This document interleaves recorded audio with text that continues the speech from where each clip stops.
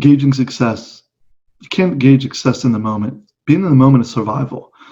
So while you're doing your plan, you're going to feel like crap. You can't gauge that as having any valuable meaning in the moment. You're in survival mode. Of course, that's why you can't let those shortcomings to kind of like give definition to your life. It's survival. It's in the moment. When there's a hurricane coming, you don't try to sit there and make sense of how are you doing, how's your day. You're in survival mode. You're rescuing yourself.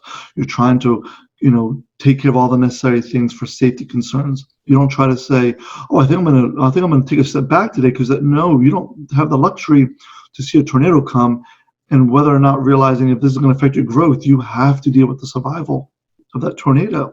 You can figure all the necessary meaning of life afterwards. In the moment, you can't look for meaning or definition or what that means in the bigger picture. So you don't look for meaning when you're in survival. You don't look for meaning during a setback or frustration. You have to stick to a plan, be faithful to it. Nor can you gauge those moments in the here and now, in the moment for success. You're in survival mode. You have to give it time, give it intervals of weeks or months, and look back when it's in your rear view. When those moments in your rear view mirror, then you can gauge whether it was or wasn't successful, or whether it was or wasn't growth for you. In the moment, you don't have that ability.